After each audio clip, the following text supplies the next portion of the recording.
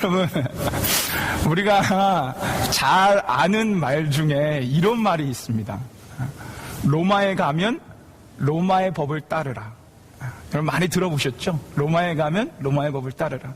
이 말 뜻은요, 우리가 새로운 지역, 새로운 나라에 갔으면 그 지역의 풍습과 규칙을 지켜야 한다는 뜻입니다. 여러 오래된 그 saying, 오래된 그런 지혜로운 말들이 있지만 이 말이 참 지혜로운 말 중에 하나가 아닌가라는 생각을 합니다. 그런데 사실상 이 말은요, 그리스도인인 여러분과 저, 예수님을 믿는 여러분과 저에게 삶 가운데 적용돼야 되는 말입니다. 삶 가운데 적용돼야 되는 말이에요. 왜냐하면 우리는 이제 더 이상 세상의 법에 지배당하는 사람들이 아니고 하나님 나라의 법에 지배당하는 사람들이기 때문입니다. 지난 요한복음 3장 강해는요, 주제가 거듭남이었어요. 그래서 예수 그리스도를 진정으로 믿는 사람들은 새롭게 다시 태어난다라는 것인데, 이 말은 그렇게 거듭나면 예수님께서 말씀하신 것처럼 하나님 나라가 보이고 하나님 나라에 들어간다라는 거예요. 그게 거듭난 거고 그게 예수 그리스도를 믿는 자들의 모습입니다. 그렇다면 이제는 더 이상 우리는 세상의 기준, 세상의 법, 세상의 이치를 따라가는 것이 아니라 하나님 나라에 들어갔기 때문에 하나님 나라의 법을 따르며 살아가는 거예요. 로마에 가면 로마의 법을 따르라는 것처럼 우리는 이제 하나님 나라 백성, 하나님 나라 자녀가 되었기 때문에 그분 나라의 법을, 그 법칙을 따라 살아가야 되는 삶들이 바로 하나님 나라의 백성인 여러분과 저입니다. 그래서 지난 송구영신 예배와 신년 예배 때 그 새로운 나라의 법칙, 새로운 나라의 법이 무엇인지를 우리가 같이 나눈 거예요. 송구영신 예배 때 나눴던 새로운 법칙, 하나님 나라의 법칙이 뭐였냐면, 우리는 이제는 돈과 명예와 어떤 것을 구하며 살아가는 것이 아니라 하나님의 나라와 하나님의 의만을 구하며 살아가는 사람들이라는 거예요. 그분만을 향해 달려가는 사람들이라는 겁니다. 그렇다면 나머지 모든 것은 우리 주 하나님이 책임져 주신다는 거예요. 그게 새로운 하나님 나라의 법칙입니다. 지난주에 봤던 그 송구영신 예배의 말씀은요, 이제는 그 나라의 백성, 그 나라의 자녀인 우리를 우리 하나님 아버지가 책임져 가장 좋은 것으로 주신다라는 거예요. 이게 새로운 나라의 법칙이에요. 하나님이 가장 좋은 것으로 그 나라의 백성과 아들, 딸에게 주신다라는 겁니다. 근데 그게 쓴 약일 수도 있다라는 거예요. 그게 쓴 약이라도 하나님 아버지가 주신 거라면 나에게 필요한 것이기 때문에 우리는 그것을 받아 감사함으로 누리며 살아가는 것, 그게 새로운 나라예요. 그게 하나님 나라의 법입니다. 그래서 우리는요, 이제는 로마의 법을 따라야 됩니다. 그 안에 하나님 나라의 법을 따라가는 그 삶 가운데는 참된 평화가 있어요. 참된 만족과 자유와 기쁨이 있습니다. 그 나라 안에 있을 때 이 모든 것이 회복됩니다. 이 사실을 믿으십니까? 다시 물어보겠습니다. 여러분, 이 하나님 나라 안에 있으면 이 모든 것들이 회복됨을 믿으십니까? 오늘 말씀에는요, 그 하나님 나라의 법칙이 무엇인지, 그 하나님 나라의 모습이 무엇인지를 분명하게 우리에게 말씀해 주십니다. 분명하게. 근데 그냥 말씀해 주시지 않고 하나님 나라의 법이 무엇인지, 그리고 세상의 법, 세상의 법칙이 무엇인지를 대조하면서 우리에게 보여주고 있어요. 그러면서 분명하게 우리에게 증거해 주는 거예요. 하나님 나라 법은 이거니까 이걸 따라가라고 대조하며 우리에게 분명하게 증거해 주고 있습니다. 오늘 말씀을 통해 우리 모든 성도들에게 하나님 나라의 법이 무엇인지를 분명히 깨달아 알게 되는 시간이 되길 소망합니다. 그래서 이제는 더 이상 세상의 법칙, 세상의 소리, 세상의 이치에 급급하게 따라가는 사람들이 아니라 이제는 하나님 나라의 법을 발맞춰 따라가는 놀라운 주님의 백성으로 거듭나고 그렇게 전진하게 되는 시간이 바로 오늘 이 시간이 되기를 주님의 이름으로 축원합니다. 자, 우리 그런 믿음을 가지고 먼저 우리가 바라봐야 되는 것은, 그럼 오늘 본문이 말해주고 있는 세상의 법이 뭐냐는 거예요. 세상의 법칙이 뭐냐. 자, 오늘 본문은요, 이미 우리가 작년에 보았던 말씀이에요. 작년입니다, 벌써. 예. 당장 지난주 말씀도 잘 기억이 안 나는데 작년이라니요. 예. 제가 많은 건 말하지 않습니다. 그래서 다시 정리해서 말씀드릴게요. 자, 이 말씀 우리가 저번에도 봤지만 배경이 이래요. 세례 요한은요, 당대 최고의 선지자였어요. 당대 최고였어요. 세례 요한을 수많은 사람들이 따랐어요. 그리고 그를 메시아로 추앙했습니다. 그가 메시아라는 거예요. 그리스도라는 거예요. 많은 사람들이 세례 요한을 따랐어요. 그러던 어느 날 예수님이 이 땅에 오시고 예수님이 등장하신 이후에는 이 세례요한을 따르던 수많은 사람들이 예수님을 따르기 시작합니다. 세례요한에 향했던 그 스포트라이트, 인기, 명성이요, 이제는 다 예수님에게로 가는 거예요. 그걸 지켜보고 있었던 세례요한의 제자들은요, 이제 배가 아프기 시작한 겁니다. 왜냐하면 우리 스승이 최고였는데, 아니 우리 스승이 그 최고의 인기를 누렸는데 당연히 배가 아프죠. 그래서 26절, 우리 아까 읽었던 26절에 이렇게 얘기하는 거예요. 스승님 정신 차리십시오. 지금 모든 사람들이, 우리를 따르던 모든 사람들이 이제는 떠나 예수님에게로 가고 있습니다. 정신 차리세요. 이제 다시 뺏어와야죠. 정신 차리고 다시 한번 우리 나아갑시다. 이게 지금 세례요한의 제자들이 하고 있는 얘기예요. 자, 여러분, 여기에요, 분명하게 나오고 있는 세상의 법칙이 하나 있습니다. 그게 뭔지 아십니까? 이 지금 세례요한의 제자들이 하고 있는 얘기들의 그 고백들 안에 분명하게 보여지고 있는 세상의 법칙이 하나 존재해요. 그게 뭐냐면 바로 비교 경쟁하는 거랍니다. 비교 경쟁. 여러분, 우리는요, 비교 경쟁 사회를 살아갑니다. 우리는 그 법칙 아래서 살아가고 있어요. 죄로 물든 세상은요, 인류가 아담에 의해서 타락하고 죄가 들어오는 그 순간부터 이 법칙, 비교 경쟁 법칙 아래 놓여져 있었어요. 잘 생각해 보세요. 창세, 아담, 그 이후에 가인과 아벨이 나왔습니다. 이 비교 경쟁 때문에 나오는 시기주출 때문에 가인은 동생 아벨을 살인합니다. 인류가 타락하면서 이 세상은 이 법칙 아래 놓여지게 되었어요. 제가 이번에 최근에 한 신문 기사를 읽어봤는데요, 좀 안타까운 기사가 있었습니다. 한국 사람들이 공황장애라고 하는 정신질환에 전 세계에서 가장 많이 걸린답니다. 한국 사람들이 전 세계에서 공황장애라는 그 정신질환을 가장 많이 걸린대요. 그러면서 그 기사에서는요, 그 질환이 걸리는 이유가 무엇인지를 이제 연구조사에서 발표하는데, 그 이유가 뭔지 아십니까? 왜 한국 사람들이 그 공황장애라는 정신질환에 많이 걸리는지 아세요? 그 기사가 발표한 게 이겁니다. 한국 사회는 비교 경쟁 사회로 너무나 물들어져 있어서 그렇답니다. 남을 너무나 의식하고 그로부터 나오는 비교 경쟁, 또 그로부터 나오는 스트레스 때문에 사람들이 그 정신질환, 공황장애라는 병을 전 세계에서 제일 많이 걸리고 있다는 거예요. 여러분, 안타까운 얘기지만 이 신문 기사에서 문제 제기를 하는 것처럼 이 사회는요, 이 세상은요, 비교 경쟁 사회예요. 누구와 비교해서 경쟁해서 더 잘 돼야 되고요, 누구를 짓밟고 올라가야 되는 그런 먹이사슬 구조 속에 우리는 살아갑니다. 그 법칙의 지배 아래 우리는 놓여 있어요. 그 안에는 참된 자유가 없어요. 만족이 없습니다. 평화가 없어요.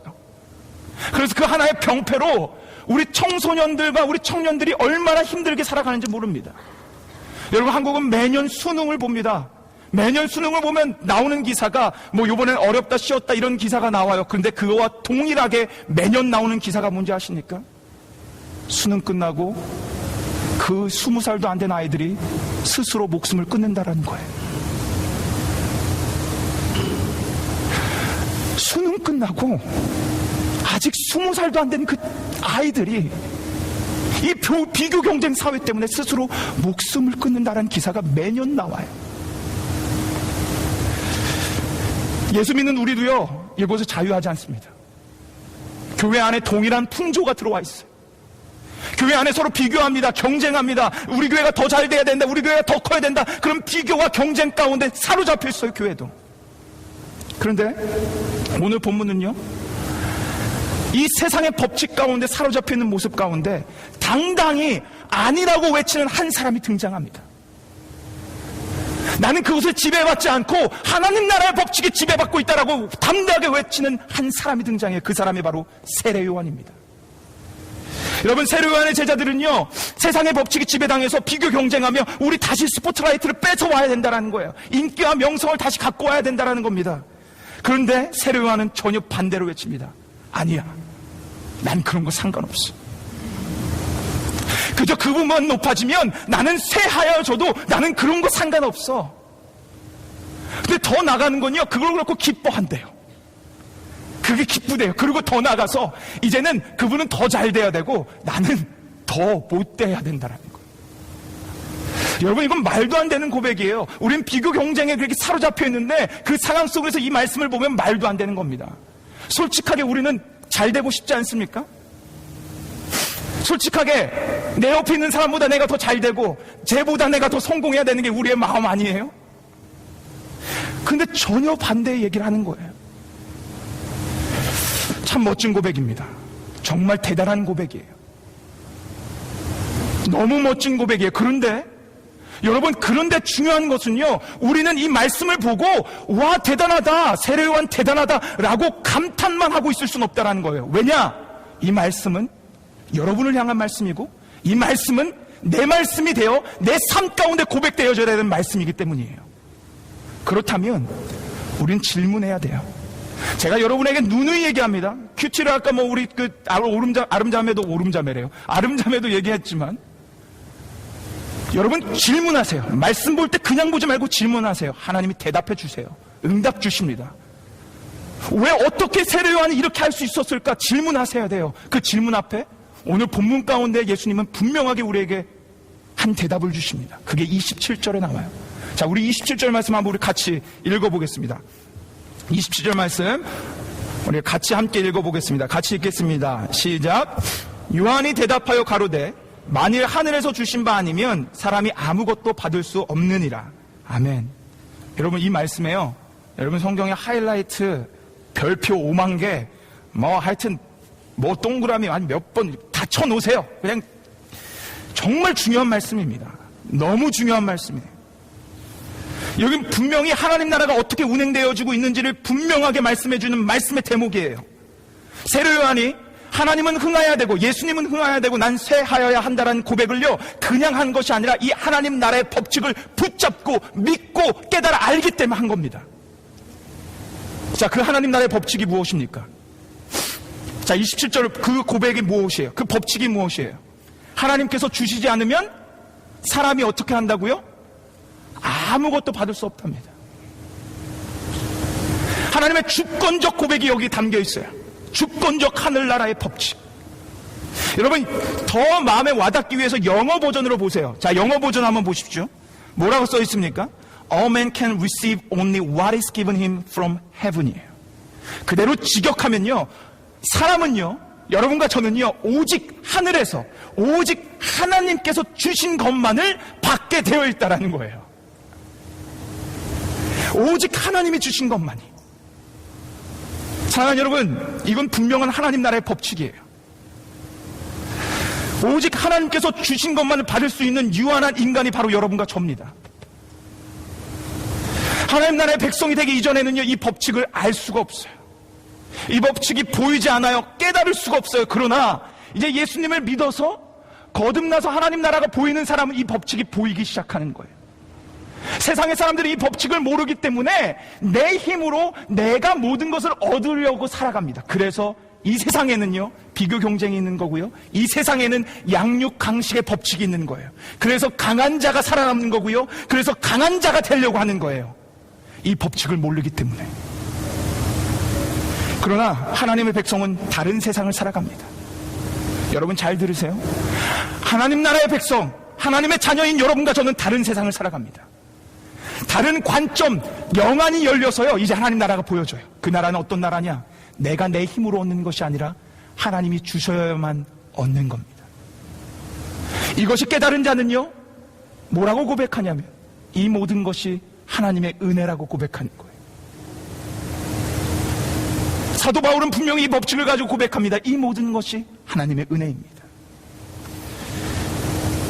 이제는 우리가 그 나라를 보고 그 나라에 들어갔으니, 이제 더 정확히 말해서 그 하나님 나라가 내 안에 회복되었으니까 여러분과 저는요, 이제는 그 법칙을 따라 살아가야만 합니다. 양육 강식의 법칙이 아니라 하나님께서 주시는 것들을 받아 누리며 살아가는 거예요. 이 고백을 분명히, 이 주권을 분명히 아는 다윗은요, 고백합니다. 뭐라고 고백하냐면 역대상 29장에 모든 거 하나님께로부터 왔습니다. 인생의 흥망성쇠 하나님 손에 있습니다. 모든 주권 하나님께 있습니다.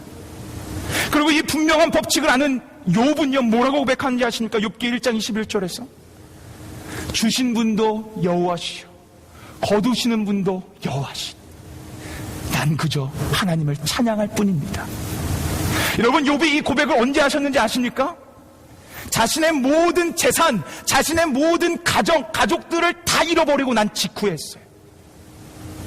하나님이 내 모든 재산, 내 가정 모든 거 다 하나님이 주셨으니까 그것도 걷어가시는 분이 하나님이라는 고백, 놀라운 주권, 이 하나님 나라의 법칙을 알며 고백한 고백을 하는 겁니다. 오늘 본문의 세례 요한도 동일하게 이 법칙을 가지고 고백하며 증거한 거예요. 나는 하나님이 주신 것만 받아. 그게 소리의 위치야, 소리의 역할이야, 증거자의 역할이야. 그러니 나는 증거하는 거, 예수님만 증거하는 거, 예수님만 높아지는 것만 하면 돼. 그러면 기뻐. 나의 모든 영광을 빼앗기고 나의 모든 영광이 없어지고 명예가 없어져도 하나님이 주신 내 역할만 감당할 수 있다면 난 기쁘단다.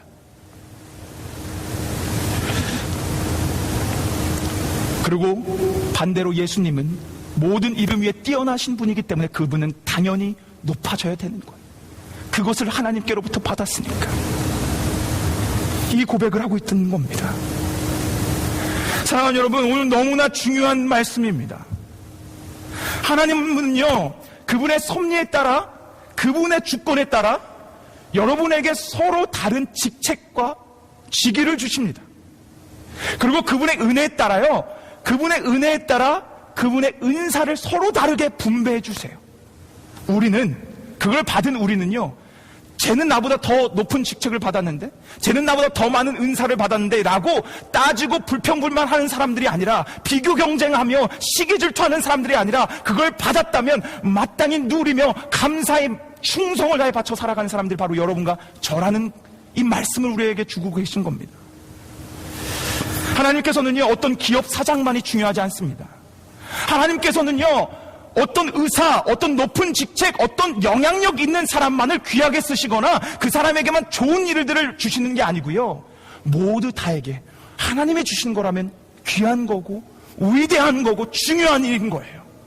근데 우리는 세상의 법칙에 사로잡혀 있다 보니까 그걸 못 보고 자꾸 큰 것만 바라는 겁니다. 고린도전서 12장 18절에서 21절은요 우리에게 분명하게 말씀으로 이렇게 정리해 주세요. 자, 이 말씀은 우리의 모든 것들을 정리해 주는 말씀인데, 고린도전서 12장 18절에서 21절 말씀 우리 한번 같이 보겠습니다. 자, 먼저 18절을 보세요. 하나님 뭐라고 말씀하시는지. 자, 보세요. 그러나 이제 하나님이 그 원하시는 대로 지체를 각각 몸에 두셨으니. 보세요. 하나님이 원하시는 대로 각각 두셨다라는 거예요. 이 말씀이 무엇입니까? 하나님이 원하시는 대로요, 누구는 머리로, 누구는 팔로, 누구는 다리로, 누구는 발로 만들어 놓으셨다라는 거예요. 하나님이 원하시는 대로. 자, 그리고 19절에서 20절 말씀 우리 한번 같이 읽어보겠습니다. 자, 저 말씀 한번 같이 읽겠습니다. 시작. 만일 다 한 지체뿐이면 몸은 어디뇨? 이제 지체는 많으나 몸은 하나라. 지금 뭐라고 말씀하시는 거예요? 우리는 한 지체인데 이제 한 몸을 이루어야 되는데 다 머리면 어떡하냐라는 거예요. 다 팔이면 어떡하냐라는 거예요. 누구는 머리가 있어야 되고, 누구는 팔의 역할을 해야 되고, 누구는 다리의 역할을 해야 된다는 겁니다. 각각에 맞게끔 하나님께서 그분의 주권 가운데 사람들에게 주셨다는 거예요. 각각 역할에 맞게끔. 분명한 이 말씀이 있고 분명한 요한복음 말씀이 있는데, 세상 법칙에 물든 우리는요 다 머리가 되길 원해요. 다 부자가 되길 원하고요, 다 성공하길 원해요. 근데 여러분, 너무나 안타까운 게 뭔지 아십니까? 여러분, 정말 귀를 크게 열고 들으세요. 안타까운 게 뭔지 아세요? 세상 사람은 그래도 되는데 교회에 다니는 기독교인들은 더 심한 욕심에 사로잡혀 있어요. 기독교인들이 더 큰 자가 되려고 해요. 더 부자가 되려고 해요. 더 높아지려고 해요. 기독교인들이 세상 사람들보다. 왠지 아십니까? 교회 안에 들어와서 어떤 메시지가 선포되어지냐면, 예수님 믿으면 복 받는다라는 거예요. 예수님 믿으면 성공한다라는 거예요. 예수님 믿으면 내가 잘 된다라는 것입니다. 그 메시지가 선포되어지고 그 메시지가 장악하고 있는 교회 안에 다니는 성도들은요, 누구나 다 큰 자가 되기를 원해요. 그게 하나님의 뜻인 줄 압니다. 그렇게 하면 하나님께 축복받고 복받은 줄 알아요. 그런 진리로 그게 다인 줄 알고 살아갑니다. 그런데 우리 주 예수님은요, 여러분을 성공시키려고 이 땅에 오시지 않았어요. 예수님은 하나님 나라를 회복시키려고 오셨어요. 여러분 안에 있는 하나님 나라, 하나님과의 관계가 회복되면서 이 하나님 나라가 회복되어져서 정말 예수님과 동행하였더니 그 어디나 초막이나 궁궐이나 하늘나라입니다. 하나님만 찬송받으십시오라고 하며 정말 만족과 감사와 모든 평강이 누려지는 그 하늘나라가 내 안에 회복시켜주시기 위해 예수님은 오셨다라는 거예요. 그런데도 불구하고 우리는 자꾸 큰 거, 머리만을 바라봅니다. 자꾸 높은 자리만 바라봅니다. 자, 그러고 나서 21절에 뭐라고 말씀하신지 아십니까? 그런 우리들에게 이렇게 말씀해 주시는 거예요. 21절 말씀. 자, 우리 21절 말씀 같이 보겠습니다. 같이 읽겠습니다. 시작. 눈이 손더러 내가 너를 쓸데없다 하거나 또한 머리가 발더러 내가 너를 쓸데없다 하거나 하지 못하리라. 보세요. 우리는 머리만, 높은 자리만, 돈 잘 버는 것, 성공, 이런 것만 위대하고 그런 것만 중요하고 그런 것만 잘 됐다라고 생각하는데 여기서 뭐라고 말씀하시냐면 그거 그렇지 않다라는 거예요. 세상은요, 여기 영어로 보세요. 그렇지 않은 사람들, 머리가 아닌 사람들, 발 밑에 있는 사람들 보고 I don't need you라고 얘기해요. 나 너 필요 없어. 너는 세상에 필요 없어. 그게 세상입니다. 그런데 하나님 편에서 이 말씀을 보세요. 하나님은 반대로 말씀하십니다. 하나님은 I need you예요. 너 발이니? 너 심지어 발가락이야? 아니면 너 심지어 발톱이니? 세상이 너를 I don't need you라고 너 필요 없다고 하니 그렇지만 난 너가 필요해. I need you. 너가 필요하기에 너를 발가락으로 만들어 놓은 거야. 너가 필요하기에 너를 발로 만들어 놓은 거야. 그래서 내가 너에게 역할을 준 거고 내가 너를 필요하기에 너에게 그 모든 것들을 만들어 준 거야. 이게 하나님의 음성이에요.